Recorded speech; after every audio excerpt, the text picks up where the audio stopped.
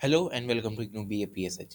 तो आज हम BPSC 112 की यूनिट नंबर 6 को देखेंगे और इसके सेकंड पार्ट को जानेंगे, जहां पर आज हम मनु द्वारा बनाए गए कुछ सोशल लॉज के बारे में जानेंगे, जिसमें कुछ मैरिजेस के लॉज हैं और यहाँ पर विमेन के लिए कुछ लॉज हैं, सोशल लॉज हैं, जैसे कि कास्ट ऑर्डर कैसे मेंटेन करके रखना चाहिए, इंटर कास्ट मैरिज, ये सब। तो ये सारी चीज़ें आज के पार्ट में हम कवर करेंगे। तो अगर हम मनुस्मृति के अकॉर्डिंग जाएं तो मनुस्मृति का जो मेन एम रहता है वो यही है कि हमें सोशल ऑर्डर को प्रिजर्व करके रखना है, कि जिस हायरार्कियल बेसिस या कास्ट सिस्टम पे हमने सोसाइटी को बनाया है उस ऑर्डर में ही सोसाइटी को हमें प्रिजर्व करके रखना चाहिए, जहाँ पर हमें विमेन को कंट्रोल करके रखना चाहिए। और विमेन पर हम ये भी देख सकते हैं कि कुछ एडिशनल रेस्ट्रिक्शंस भी लगाई जाती हैं। देन उसके बाद इसके अगर हम आइडियाज़ की बात करें तो इसमें एक ऐसे सोशल ऑर्डर को एडवोकेट किया जाता है जो कि कास्ट पे स्टक रहता है। इसका मतलब ये कि किसी कास्ट को अगर कोई प्रोफेशन अलॉट किया है, फॉर एग्जांपल कि अगर वैश्य हैं तो उन्हें ट्रेडिंग करनी है, उन्हें यहाँ पर उधार पे पैसा देना है, ठीक है, आर्टिस्ट वाले काम करने हैं, तो ये सारी चीज़ों पर ही उन्हें स्टक रहना चाहिए। वैश्यों को कभी ब्राह्मणों वाले काम नहीं करने चाहिए कि वो अब वेदों को पढ़ना चालू कर दें, भिक्षा मांगने चालू कर दें, रिचुअल्स यहाँ पर करने चालू कर दें, तो ऐसा नहीं करना चाहिए। और इनके इंटर कास्ट इंटरेक्शन की बात करें तो यहाँ पर ये बेयर मिनिमम होना चाहिए।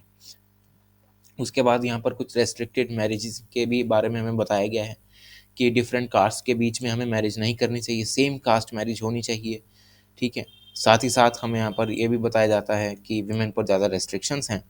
तो ये एक बेसिक सा इंट्रोडक्शन है कि कैसे मनु ने अपने सोशल ऑर्डर को बनाया। तो सबसे पहले सोशल ऑर्डर की बात करें, जिसमें सबसे पहला आता है marriage. According to Manusmriti marriage को यहाँ पर कास्ट रैंकिंग के लिए यहाँ पर बनाया गया है। सिंपल सा मतलब ये है कि कास्ट रैंकिंग के हिसाब से ही आपकी मैरिज होनी चाहिए। फॉर एग्जाम्पल अगर आप ब्राह्मण हैं तो आप ब्राह्मण से ही शादी करेंगे, ये यहाँ पर बताया गया है। देन उसके बाद ये कहा जाता है कि ब्राह्मण जो है उसकी जो पहली मैरिज है, मतलब पहली जो उसकी शादी है, वो उसकी इक्वल कास्ट की विमेन से ही होगी। लेकिन ब्राह्मणों के लिए यहाँ पर थोड़ी लीनियंसी है। अगर ब्राह्मण चाहे उसे अगर कुछ और शादियाँ करनी हैं तो वो लोअर थ्री वर्ण से भी अपनी वाइफ को चुन सकता है। पर ये जो टेक्स्ट है वो इसको स्ट्रांगली अपोज भी करता है, जहाँ पर ये कहता है कि अगर एक ब्राह्मण जो है एक शूद्र विमेन से शादी करता है तो वो उसे यहाँ पर वार्निंग देते हैं कि ऐसा एक यूनियन उसकी लाइफ में मिसफॉर्च्यून ला सकता है। देन उसके बाद जब ट्वाइस बॉर्न, जिसको हम द्विज नाम से जानते हैं, तो द्विज नाम का कॉन्सेप्ट मैंने आपको पिछली वीडियो में बताया था, अब भी बता देता हूँ। द्विज एक ऐसा कॉन्सेप्ट है जो कि वैदिक पीरियड में चलता था, जिसका सिंपल सा मतलब ये है कि अगर कोई इंसान पहले बॉर्न हुआ, मतलब उसकी फर्स्ट बर्थ हुई, जैसे कि हम सबको पता है कि नॉर्मल बर्थ होती है, देन उसके बाद जब एक इंडिविजुअल अपने पूरे जीवन काल में कभी भी जनेऊ धारी कर लेता है, मतलब जनेऊ को धारण कर लेता है, तो उस समय पर ये मान्यता होती थी कि ये जो आदमी है, ये जो इंसान है, अब ये डिवाइन बन चुका है, मतलब इसमें कुछ भगवान के गुण आ गए हैं, सेक्रेट पर्सनैलिटी है।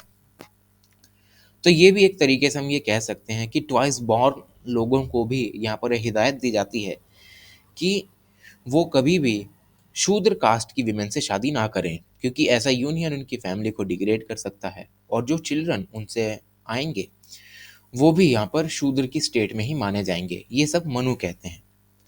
उसके बाद अगर हम विमेन की बात करें अकॉर्डिंग टू मैरिजेस इन मनुस्मृति, तो विमेन को ये कहा गया है कि विमेन जो है अपने पतियों को वो हायर कास्ट से चुन सकती है और अपनी कास्ट से भी चुन सकती है। मतलब ये कि अगर एक शूद्र विमेन है उसे शादी करनी है तो वो शूद्र मेल से भी शादी कर सकती है, मतलब शूद्र कास्ट के किसी भी मेल से शादी कर सकती है। लेकिन उसके साथ साथ वो हायर वर्णास, ये मतलब जो ब्राह्मण हैं, क्षत्रिय हैं और जो वैश्य हैं, उनमें से भी अपना एक पति चुनकर उससे शादी कर सकती है। अगर हम मैन की बात करें, मतलब एक मेल की बात करें, तो मेल को ये कहा जाता है कि वो अपनी कास्ट में तो शादी कर ही सकता है, लेकिन साथ ही साथ वो लोअर वर्णों की विमेन से भी शादियां कर सकता है। तो ये बात हुई यहाँ पर मैरिजेस की। उसके बाद अगर हम मैरिजेस के कुछ टाइप्स के बारे में तो मनुस्मृति में हमें 8 तरीके के मैरिज के राइट्स के बारे में बताया गया है अकॉर्डिंग टू ब्राह्मणिकल ट्रेडिशन, और जिसमें ये रिकॉग्निशन भी इन्हें मिला हुआ है। जिसमें सबसे पहला आता है ब्रह्मदेव, उसके बाद ऋषि, देन प्रजापत्य, असुरा, गंधर्व, राक्षस और पैशाच। अगर हम सबसे पहले बात करें ब्रह्मदेव मैरिज की, तो ये बहुत ही कॉमन टाइप की मैरिज है, जहाँ पर जो गिफ्ट ऑफ डॉटर है वो दिया जाता है, मतलब कन्यादान एक तरीके से दिया जाता है। और जो लड़के वाले हैं उनको लड़की वाले कुछ ज्वेलरी भी देते हैं, ठीक है, और साथ ही साथ वो कुछ कॉस्टली ऑर्नामेंट्स भी देते हैं, ताकि कुछ सेक्रीफिशियल टाइप की सेरेमनी यहाँ पर हो सके, और इसे हम देव मैरिज कहते हैं। उसके बाद अगर हम प्रजापत्य मैरिज की तरफ जाएं तो हमें ये पता लगता है कि जो लड़की वाले हैं, ठीक है, वो लड़की को तो देते ही हैं, साथ ही साथ वो लड़के वालों से पहले एक काव और बुल का कपल भी लेते हैं, जो कि वो ऋषियों को दे देते हैं। और इससे जो मैरिज होती है, ठीक है, जो ऑनर उन्हें मिलता है, जब ब्लेसिंग्स उन्हें मिलती हैं ऋषि की, वो होती है प्रजापत्य मैरिज। उसके बाद अगर हम असुर मैरिज पे जाएं, तो असुर मैरिज में ये होता है कि जब एक ब्राइड ग्रूम, मतलब एक जो दूल्हा है, उसके घर वाले जब लड़की वालों को जितना वो अफोर्ड कर सकते हैं उतनी अपनी दौलत दे देते हैं, ठीक है, मतलब लड़के वाले लड़कियों को, लड़की वालों को दे रहे हैं अपनी दौलत, वो है असुर मैरिज। उसके बाद गंधर्व मैरिज पे जाएं, तो सेक्सुअल इंटरकोर्स की डिज़ायर के लिए अगर कोई एक लवर विमेन से एक वॉलेंटरी यूनियन बनाता है, उसे गंधर्व मैरिज कह दिया जाता है। और राक्षस मैरिज की बात करें तो एक विमेन को फोर्सफुली एबडक्ट किया जाता है उसके घर से, साथ ही साथ उनके किन्समैन, मतलब उसके कुछ जानने वाले खानदानी जो लोग हैं, उनको स्ले किया जाता है, मतलब एक तरीके से हम कह सकते हैं कि टॉर्चर किया जाता है कि शादी करो भाई। तो इससे जो यूनियन बनता है वो है एक राक्षसा मैरिज।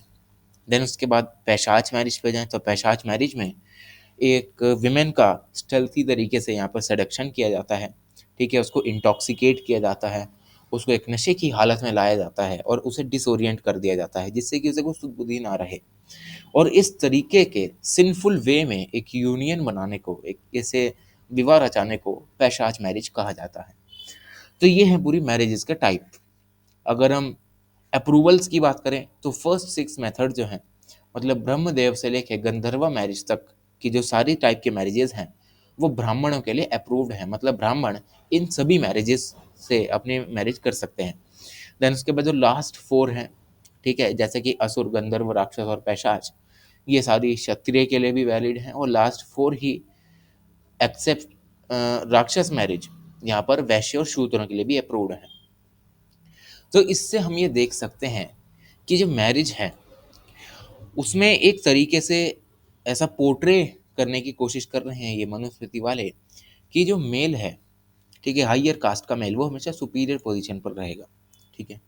मनुस्मृति ये रेकमेंड भी करती है कि जो मैरिजेस यहाँ पर ब्राइड की फैमिली को कॉस्टली गिफ्ट्स प्रोवाइड करें, साथ से साथ डॉटर भी प्रोवाइड करें, उसी से ही ग्रूम के हाउस होल्ड में यहाँ पर जान सी आती है। मतलब सिंपल सी बात है कि यहाँ पर जो लड़की वाले हैं उनको कॉस्टली गिफ्ट्स देने की हिदायतें दे रहे हैं। देन अगर हम विमेन के कुछ राइट्स की बात करें या कुछ लॉज की बात करें, तो हमें ये पता लगता है कि जो विमेन हैं उनको एज अ बीइंग यहाँ पर डिपिक्ट किया जाता है, जो कि प्राइमरीली उनकी फैमिलीज द्वारा गार्डेड और कंट्रोल की जाती हैं, ठीक है। उनको इस तरीके से पोर्ट्रे किया जाता है कि वो उनके लिए एसेट के तौर पर हैं, जो उनकी फैमिली उन्हें कंट्रोल करेगी, उनसे उन्हें प्लेजर मिलेगा, और जो ओनर है, हस्बैंड है, उसकी प्रोस्पेरिटी होगी।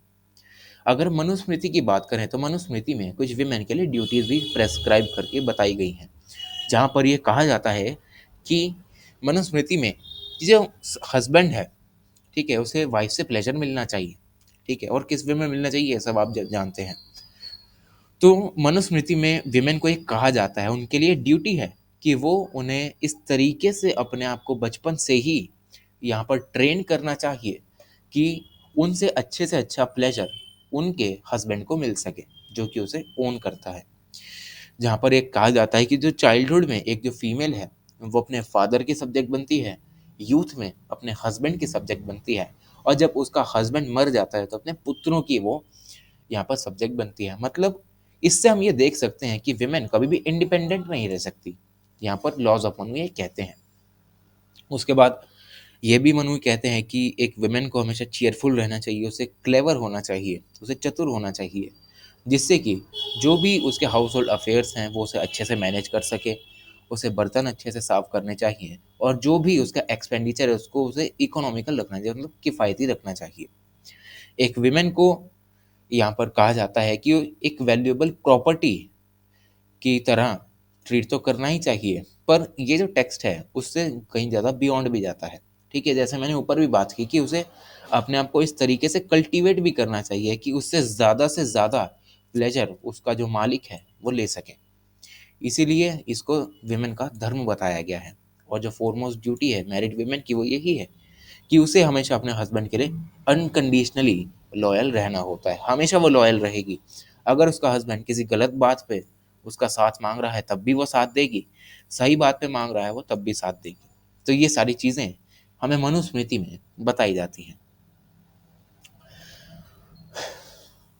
अगर हम आगे बढ़ें तो हमें ये भी बताया जाता है कि एक फेथफुल वाइफ कैसी होनी चाहिए। ठीक है, एक फेथफुल वाइफ वही होनी चाहिए जो कि अपने हस्बैंड की डेथ के बाद भी उसके प्रति लॉयल रहे।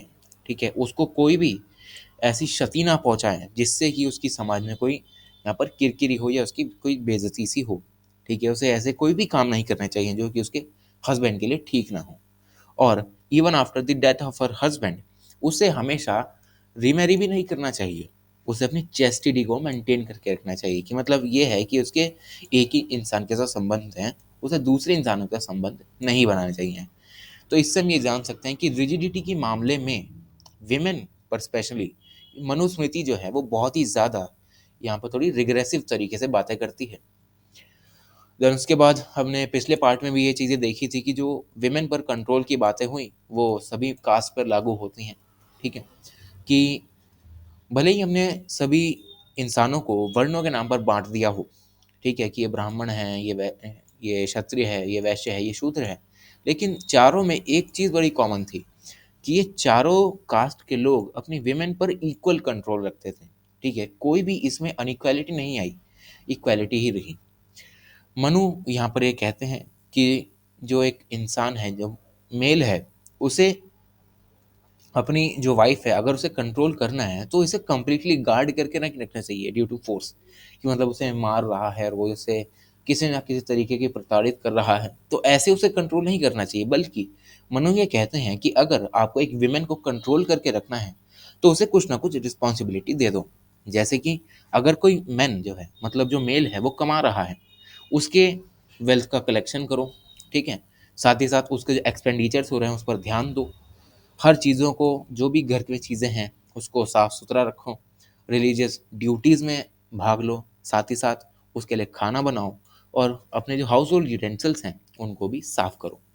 तो ये सारी चीज़ें यहाँ पर कंट्रोल ओवर द वीमेन को दर्शाती हैं। और इसी वजह से हम ये देख सकते हैं कि जो कंट्रोल है विमेन का through out the world boundaries, वो यहाँ पर मेंटेन करने की बातें की जाती हैं। और इन एडिशन ये भी कहा जाता है कि जो विमेन की बॉडी है और उसका लेबर जो है वो एक्सक्लूसिवली यहाँ पर उसके हस्बैंड का राइट है, मतलब उसका अधिकार है उसकी बॉडी पर। तो ये रही यहाँ पर विमेन की बात। देन उसके बाद अगर हम मिक्स्ड कास्ट की बात करें तो ऑल दो जो मनुस्मृति है वो यहाँ पर मेंटेनेंस ऑफ सोशल ऑर्डर की बातें करती है, लेकिन वहाँ पर ये देखती है कि हमें एक परफेक्ट ऑर्डर बनाना है जहाँ पर जो काम किसी कास्ट को दिया गया है, ठीक है, वो उसी पर यहाँ पर स्टिक रहे, जो भी उसे प्रोफेशन मिला हुआ है, और साथ ही साथ वो इन बाउंड्रीज को कभी भी पार ना करें। यही एक आइडियल टाइप होगा कॉन्क्रीटली यहाँ पर एक सोसाइटी का जो कि मनुस्मृति को फॉलो करती है। उसके बाद ये मनुस्मृति में सजेस्ट किया जाता है कि जब कंपोजिशन मनुस्मृति का हो रहा था तब उस समय पर इंटरकास्ट मैरिज हुआ करती थी, मतलब एक ब्राह्मण शूद्र से भी शादी करता था और एक शूद्र ब्राह्मण से भी शादी करता था। तो इसका ये अटेम्प्ट था कि हमें अगर एक कंप्लीट सोशल ऑर्डर बनाना है तो हमें सारे परमुटेशन एंड कॉम्बिनेशन अपनाने पड़ेंगे, जिसकी वजह से जो डिफरेंट मैरिजेज में यहाँ पर इंटरकास्ट मैरिजेस हो रही हैं उनको एक प्रॉपर सोशल कैटेगरीज में हम यहाँ लाकर बांट सकें और उनकी जो भी ऑफस्प्रिंग निकले वो सेम कास्ट के निकले। ठीक, तो ये जो सारी चीज़ें हम यहाँ देख सकते हैं, लेकिन उसके बाद भी यहाँ पर इंटरकास्ट मैरिजेस के सबूत हमें मिले हैं। जैसे कि अनुलोम और प्रतिलोम मैरिज के हमें बारे में बताया गया है, जैसे कि जो अनुलोम मैरिज है, जहाँ पर एक हायर कास्ट का मैन लोअर कास्ट के विमेन से शादी करता है और जो उससे प्रोजनी निकलती है वो हमेशा हायर कास्ट यानी अपने जो पिता हैं उसके कास्ट से उसको एसोसिएट कर दिया जाता है, जिसको हम अपसदा नाम से जानते हैं। प्रतिलोम मैरिज की बात करें तो प्रतिलोम मैरिज में यहाँ पर एक हायर कास्ट की विमेन लोअर कास्ट के मेल से शादी करती है। ठीक है, तो ये सारी चीज़ें जो हैं वो यहाँ पर मिक्स्ड कास्ट के बारे में बताई गई हैं और यही सम अप करती हैं हमारे मनुस्मृति के कुछ सोशल लॉस को। देन उसके बाद इसका एक क्रिटिकल अप्रेजल है। तो क्रिटिकल अप्रेजल में हमें बस इतना ही बताया गया है कि जो मनुस्मृति है, यहाँ पर जो भी इंडियन सब कॉन्टिनेंट में डाइवर्सिटी है, जो लोग डाइवर्स रिलीजन को फॉलो करते हैं, वो यहाँ पर एक कंप्लीट कॉन्क्रीट सोशल ऑर्डर बनाने की बात करती है। लेकिन आज के टाइम पर अगर हम देखें तो ये ऐसी जो भी चीज़ें हैं वो इंडियन सोसाइटी में नहीं चलती। यहाँ पर हम यूनिटी इन डाइवर्सिटी का नारा लगाते हैं, लेकिन उस समय पर जो मनुस्मृति चला करती थी उनका अटेम्प्ट ही यही रहता था कि भले ही जितना भी ये डाइवर्स कल्चर क्यों ना हो, हमें यहाँ पर एक कंप्लीट और परफेक्ट सोशल ऑर्डर बनाना है on the basis of caste, जहाँ पर ब्राह्मणों को सबसे ज़्यादा प्रिविलेजेस मिलेंगी, उनको सबसे ज़्यादा लीनियंसी भी मिलेगी। अगर उन्हें कोई अपराध भी कर दिया तो उन्हें कम से कम छुटपुट छुटपुट यहाँ पर दंड देकर उन्हें रफा दफा किया जाएगा। लेकिन जो शूद्र हैं उनको यहाँ पर एजुकेशन भी नहीं मिलेगी, उनको हमेशा ऊपर के 3 वर्णों की सेवा करनी पड़ेगी और साथ ही साथ अगर उसने कोई भी अपराध कर दिया तो उसके या तो हाथ पैर काटेंगे या तो उसे देश से या तो अपनी स्टेट से ही बाहर निकाल के फेंक देंगे। तो इससे हम ये देख सकते हैं कि जो ब्राह्मणों की पोजीशन है, अगर हम सोशल पोजीशन देखें, पॉलिटिकल पोजीशन देखें, तो उन्हें हमेशा एक टॉप क्लास कास्ट बनाती है, जहाँ पर हम ये देख सकते हैं कि जस्टिस में भी उनका ऐसा ही हाल रहता है कि जस्टिस में भी ब्राह्मणों की तरफ लीनियंसी है, एडमिनिस्ट्रेशन में ब्राह्मण ही ज़्यादा रूल करते हैं। ठीक है, और अगर हम आगे आके बात करें थोड़े मॉडर्न टाइम्स में, तो मॉडर्न टाइम्स में हमें सबसे बड़ा एग्जांपल यही मिल रहा है कि 1927 25 ऑफ दिसंबर जब आया तो उस समय अंबेडकर जी ने इस एंशियंट टेक्स्ट को जला फेंका, क्योंकि ये जो पूरा टेक्स्ट था वो ये दिखाता था कि कैसे अपर कास्ट ही यहाँ पर हमेशा सुप्रीम मानी जाएगी, लोअर कास्ट को कोई पूछता भी नहीं था। और बी आर अम्बेडकर भी कुछ इसी लोअर कास्ट से आते थे, तो इन्होंने इनको इसीलिए जला दिया क्योंकि ये जो टेक्स्ट था ये हमेशा अपर कास्ट को यहाँ पर सुपीरियर बनाने की कोशिश करता था और लोअर कास्ट को और ज़्यादा गरीब बनाने की कोशिश करता था। तो यही है कि इसका क्रिटिकल अप्रेजल। तो यही खत्म होता है हमारा पूरा unit. Thank you so much.